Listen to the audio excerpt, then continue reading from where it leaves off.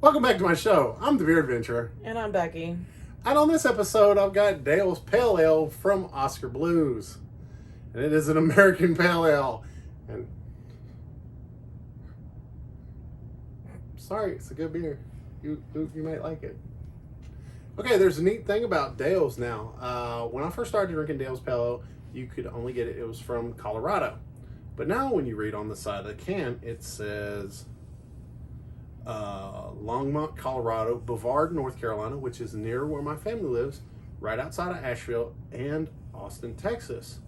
Oh. So, the vast majority of the United States can get fresh Dale's Pale Ale now, or well, just fresh Oskar Blues, which I'm a pretty good fan of Oskar Blues. Well, this is 6.5, and it's an American Pale Ale.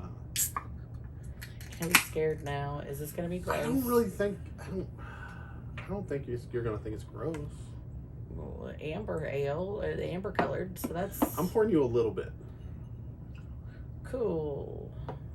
Okay, Dale's does pour a great head. It's got a nice little color there. You're a 6.5 American Pale. Just put my nose in the foam. It's called a Belgian dip. If you know, you know. I think it tastes really good. Going in.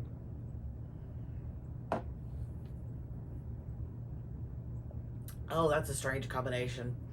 I smell malt, but I taste hop.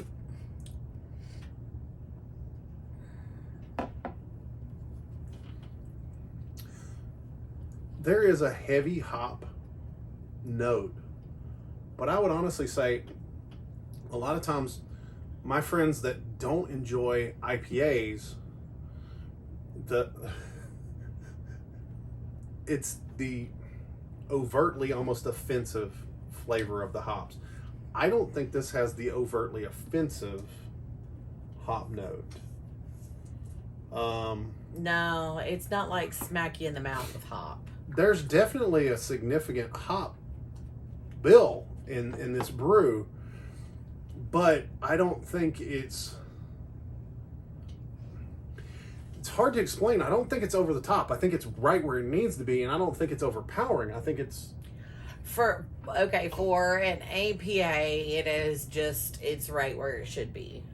For a person who's not a fan of pale ales or APAs or IPAs, this is not a beer for me. But for someone who does enjoy the slight malty but more hoppy finish of a beer, this is good. I don't know that I could describe that any better because I have literally done too many of these videos with you. Not too many. You've done enough, to come out with that one. Yeah, I mean that's a great way to describe it. I think this is kind of more the entry level to an IPA. I could see that. If you're trying to work into some of those hoppier beers that a friend may enjoy, or if you're a hoppier beer fan that is trying to get a friend into it a little more, I think this has a nice gateway is what we'll call it. Yeah, it's a good gateway beer. I am a fan of the Dale's Pale Ale. I have been for over probably 10, 15 years. I've enjoyed it since the very first time I've had it. It's nice that it's coming into markets closer to me. I was truly blessed living in Central Florida that we got things that the rest, kind of almost half the East Coast didn't get, but because we're a tourist area, we got a lot of beers in that area that other places didn't because, well, the tourists wanted the beer that they were used to.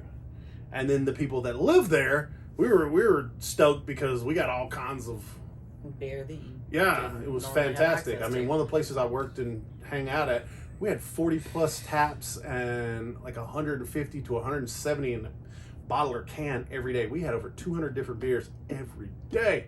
Love that place.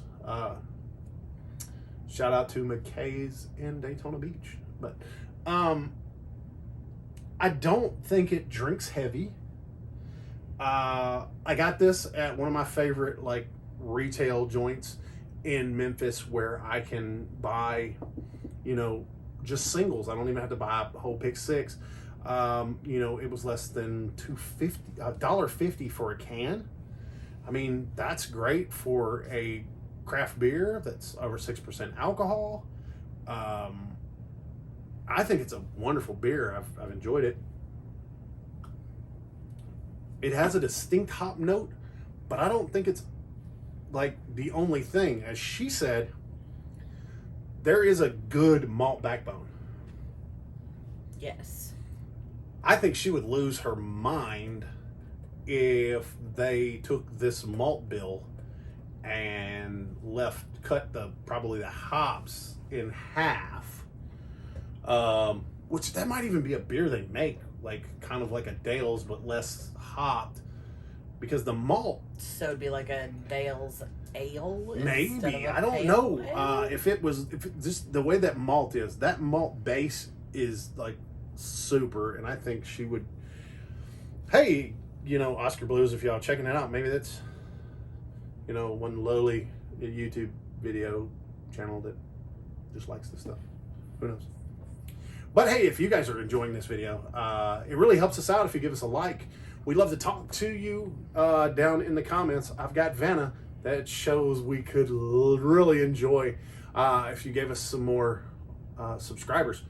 I'm over 365 one subscriber per day for a whole year. I have over 365 videos. You could watch a different video of mine every single day for an entire calendar year. I've upped the game. I've added more lights. We've got better camera equipment. Now we have to get better. But hey, I'm trying. So we're heading up for 500 and then for 1,000. And then the sky's the limit after that. Let's get down to my distinctly different rating style. First and foremost, the most important thing in my rating style, did you dig it? Now, we do have to preface this slightly with Becky is not a hophead. Me being a hophead, I really like Dale's Pale. I have for years, and I don't think I'll ever stop liking this. This was one of the first beers that, for me, when I really was ramping up my beer life, it just really stuck out to me. It was groovy, and now they make it in Brevard, which is right near where my family's from in Nashville. So it makes it even cooler for me. Would you have another? I will. Probably not. Okay. Does it have any seekability? Actually, I kind of keep an eye out. Occasionally when I'm doing one of those pick sixes, I'm like, oh, I've only picked up 5 beers. Oh, there's a Dale's Pale. I'll grab it. Is it pick 6 worthy? Now, here's one of the good things about Becky. Becky rates beers on their beerness. Not necessarily does she like it. So I think it's definitely pick 6 worthy, especially if you're looking at it from a pale ale. What do you say? If I'm at the store and I need one to fill in, I would probably buy one because I'm buying it for someone else to try. Yeah, I mean, I have. If y'all saw my beer fridge, yeah. Let me just put it like that. Like it's like this, unfortunately. So like if I'm at the store getting another pick 6, it's because the person that I am drinking with that evening or that day required something that I didn't have in my fridge. No. So I'd pick one up for them. So basically, what she's saying is it is a good beer for the style. She's just not super happy with the style. Which is actually one of the main reasons I had Becky do this with me, is because the majority of the people that I do videos with now understand the styles as well as what they do and don't like, it makes me feel good as a beer guy that I've brought my friends along so far with this ride. But okay, so now we're going to go down to my rating style of 1 pint to 10 pints. 1 pint is the lowest, 10 pints is the highest. For me personally, it's like a 4, but for like overall, it's like a 6. So I'm gonna go 5. I'm gonna give it a 5. So that's good for her. So for me, that's good. That's Okay.